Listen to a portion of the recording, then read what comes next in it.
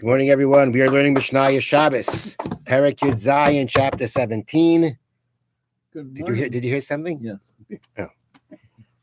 Chapter 17, Mishnah Vav, Mishnah 6. I'd like to dedicate this morning's learning in memory of my mother, our learning Shemina Aliyah for the neshama of Shlomo Spas Reb Yaakov Eliezer. Amen.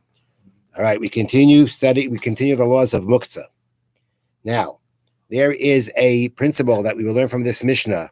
There's a form of muktzah called basis, base, which means you can have something that itself is not muktzah, it's movable, but something that is not movable, something that is muktzah is sitting on it. And what it's sitting on is a base for it. It's a place that it sits on, it supports it.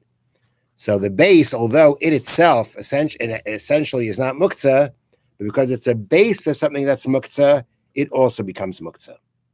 That is the point of this Mishnah. And we'll see examples of that. But one basic example would be, let's say you had a pillow. Okay, you had a pillow and you left money on it. You put money on it. We'll just keep the case simple. You left money there. You put your wallet there on the pillow and you left it there. That's where you left it. Come Shabbos, right? The pillow is a base for the wallet. The pillow is not muktzah. The wallet is muktzah. But being that the pillow is the base for the wallet, the pillow also becomes muktzah. So here's an example of the Mishnah. A keruya is a pumpkin shell. And a dried up pumpkin shell used to be used as a pail to draw up water. In those days, they used everything, right? So now the thing is like this. Imagine trying to use a pumpkin shell as a pail in a well. What's going to happen to it? It's not going to go down. It's going to float on the water. It's not heavy enough. In order to get it to sink, they put a rock in it or attach a rock to it. And that would be the weight that would push it down. Now, a rock is muktzah. A rock is the example of ultimate muktzah. It's not a utensil. It doesn't have any use on its own. It's muktzah. Okay. The pumpkin shell, you're using that as a pail, right? That's not muktzah. But now the question is, now that you have the rock in the pumpkin in the pumpkin shell in the pail, what status does the pail have? So the Mishnah says, the stone that's in the pumpkin shell, in mamalin ba, if you can fill up water with this pumpkin shell, and the rock does not fall out. That means if the rock didn't fall, meaning you have this, the rock weighs down the pumpkin shell, weighs down, right? Now, once the water starts filling up, right, will the rock now float away or not?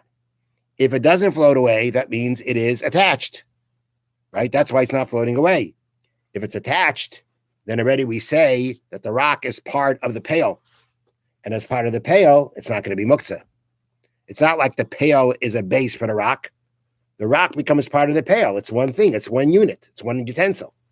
And therefore, in mamalin ba ve'einafelas, if you fill it up, and as you fill it up, the rock doesn't fall out, mamalin ba, you can use it to fill up water with it. Vimlav, but if not, meaning the rock is not attached, that's why it's falling off. Ein mamalin ba, then you cannot use it to fill up with water, because now you have two separate things. You've got a rock and you've got the pail. The rock is not part of the pail because it's not attached. So what you're left with is a pail, or in this case, the pail is the pumpkin shell. That is a base, is the base, is a support, the seat for the rock, and therefore it is muktzah, cannot be used. Next example of the Mishnah, Zemaira, a branch. Now, a plain old branch is also muktzah. It's not a utensil, it's not a utensil, and therefore it's muktzah. But now, Zemaira shi kashura b'teifiach. You have this branch that is now connected to a pitcher. And what is the purpose of connecting the branch to the pitcher? So you can lower the pitcher into the well to scoop up water. So you got this branch or reed or whatever it is. You have tied it on to it's already tied, not tied on, she didn't tie it on Shabbos, let's say, but it's already tied on to the pail. And now that's how you lower the pail into the well to bring it up. So the Mishnah says, Mamalim Baba Shabbos, you can use it to fill up on Shabbos.